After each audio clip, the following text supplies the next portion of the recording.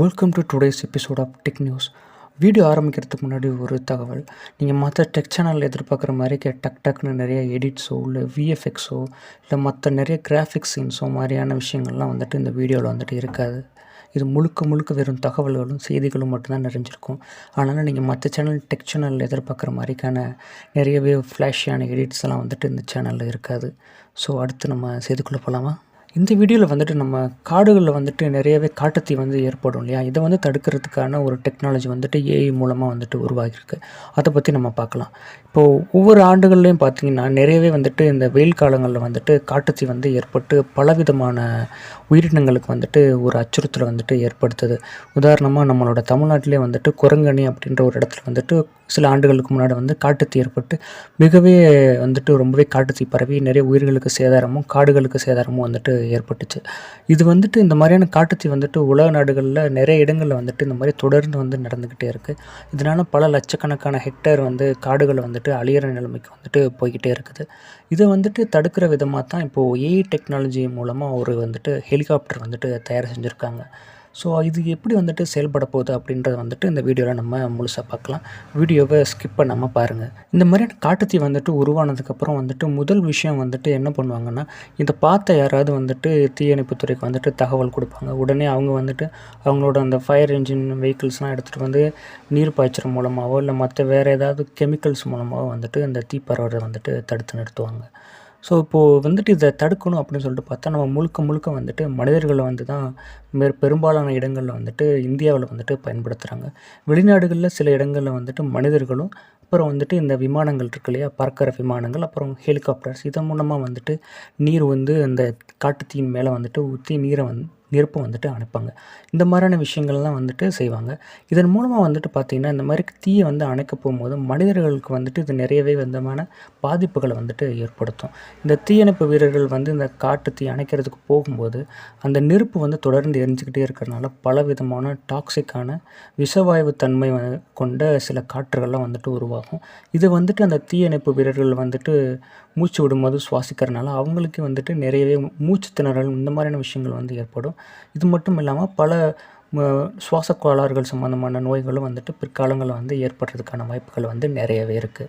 So இந்த மாதிரியான விஷயங்களில் மக்களை பாதுகாக்கணும் அப்படின்னு சொல்லிட்டு இந்த தீயணைப்பு வீரர்கள் உள்ளே போகிறாங்க. ஆனால் இதுவே அவங்களுக்கு நாட்பட்ட காலத்தில் பிற்காலங்களில் பெரிய பெரிய பிரச்சனைகள் ஏற்படுத்தும். இது மட்டும் இல்லாமல் இந்த காட்டுத்தீயை அணைக்க போகும்போது சில பேர் உள்ளேயும் மாட்டிப்பாங்க. அவங்களுக்கு உயிரிழக்கக்கூடிய ஒரு நிலைமையும் கூட ஏற்படலாம். இந்த மாதிரியான நிறையவே விஷயங்கள் இருக்குது. அதுக்காக நம்ம முழுக்க மனிதர்களே பயன்படுத்தாமல் வெறும் அட்டானமஸாக ஆட்டோமேட்டிக்கான முறையில் இந்த காட்டுத்தீயை கட்டுப்படுத்திட முடியுமா அப்படின்னு கேட்டால் அது தற்போதைய நிலையில் அது நடக்காத ஒரு காரியம். பட் ஆனால் ஃப்யூச்சரில் இது நடக்கிறதுக்கான வாய்ப்புகள் இருக்குது. அதற்கான ஒரு முதல் படியாக தான் இப்போது இந்த ஒரு விஷயம் நடந்திருக்கு. ஸோ இது இவங்க எப்படி இதை செயல்படுத்த போகிறாங்க அப்படின்னு சொல்லிட்டு பார்த்தோம்னா, இப்போ காடுகளில் நிறையா இடங்களில் சென்சார்ஸ் செட் பண்ணுவாங்க. இந்த சென்சார்ஸ் செட் பண்ணதுக்கப்புறமா அது காட்டோட அந்த வெப்பத்தன்மை இருக்கையா இது எப்போவுமே அதை தொடர்ந்து கண்காணிச்சிக்கிட்டே இருக்கும். இது வெப்பத்தன்மை சில இடங்களில் அதிகரிக்குது. இந்த மாதிரியான விஷயங்கள் நடக்கும்போது இது உடனே இதை கண்காணிக்கிற குழு இருப்பாங்களே, அதை கண்காணிக்கிறதுக்கு அவங்களுக்கு இதை பற்றின ஒரு தகவலை உடனே கொடுத்துரும். இதை எப்படி செட் பண்ணியிருக்காங்கன்னா, இப்போ காடுகளில் நிறையவே தரைகளில் சென்சார்ஸ் அமைச்சிருவாங்க. அதுக்கப்புறம் இது மட்டும் இல்லாமல் இந்த ஹெலிகாப்டர்ஸ் இருக்கு இல்லையா, இந்த ஹெலிகாப்டர்ஸில் இப்போது ஹீட் சீக்கிங் கேமராஸ்ன்னு சொல்லுவாங்க. அதாவது இன்ஃப்ராரெட் கேமராஸ்னு. இந்த இன்ஃப்ராரெட் கேமராஸ் மூலமாக நம்ம ஒரு உருவத்தோட வெப்பநிலையை நம்ம ஈஸியாக கண்காணிக்க முடியும். இது முழுக்க வெப்பத்தை மட்டுமே வச்சு இந்த கேமரா இயங்கும். இதன் மூலமாக இப்போ ஒரு இடத்துல வெப்பம் அதிகமாகுது அப்படின்னு சொல்லிட்டு இந்த கேமரா மூலமாக நம்ம கண்டறிஞ்சிட்டோம்னா இந்த ஹெலிகாப்டர்ஸ் உடனே அந்த இடத்துக்கு செயல்பட்டு பறக்க ஆரம்பித்து அந்த இடத்துக்கு போய் ரீச் ஆகும். இது மட்டும் இல்லாமல் நம்ம செயற்கைக்கோள்கள் இந்த விஷயத்தில் பயன்படுத்துகிறதா சொல்கிறாங்க. இது எப்படி ஆர்டிஃபிஷியல் இன்டெலிஜென்ஸோடு இன்டெக்ட் பண்ணுறாங்க அப்படின்னு சொல்லிட்டு பார்த்தோம்னா, இப்போ இந்த தரைகளில் பொறுத்திருக்காங்களே காடுகளில் இந்த சென்சார்ஸ்லேருந்து கிடைக்கிற தகவல்களையும் இந்த ஹீட் சீக்கிங் இன்ஃப்ராரெட் கேமராஸ்லேருந்து கிடைக்கின்ற தகவல்களையும் எடுத்து இந்த ஆர்டிஃபிஷியல் இன்டெலிஜென்ஸுக்கு கொடுக்கும்போது இது ரெண்டுத்தையுமே இது ப்ராசஸ் பண்ணதுக்கப்புறமா எந்த இடத்துல காட்டுத்தீ அதிகமான இடங்கள் பரவிக்கிட்டு இருக்கு அப்படின்றத உடனே டிடெக்ட் பண்ணி இந்த ஹெலிகாப்டர்ஸ் அந்த இடத்துக்கு பறக்கிற மாதிரியான ஒரு அமைப்பு ஏற்படுத்தியிருக்காங்க. இது மட்டும் இல்லாமல் இப்போ ஒரு காட்டுப்பகுதி அப்படின்னு சொல்லிட்டு பார்த்தோன்னா, அங்கே சில இடங்களில் மலைகள் உயரமாக இருக்கலாம். அப்புறம் வந்துட்டு சில இந்த பள்ளத்தாக்குகள் இந்த மாதிரியான விஷயங்கள் இருக்கலாம். இல்லை சில இடங்களில் காட்டு பகுதிகளுக்குள்ளே வந்துட்டு உயர் கோபுர மின் கோபுரங்கள்னு சொல்லுவாங்கள்ல, மின் கம்பிகள்னு. இந்த உயரமான கம்பிகள் வந்துட்டு மின்சாரம் கடத்துறதுக்காண்டி வச்சுருப்பாங்க சில இடங்களில் காட்டுக்குள்ள.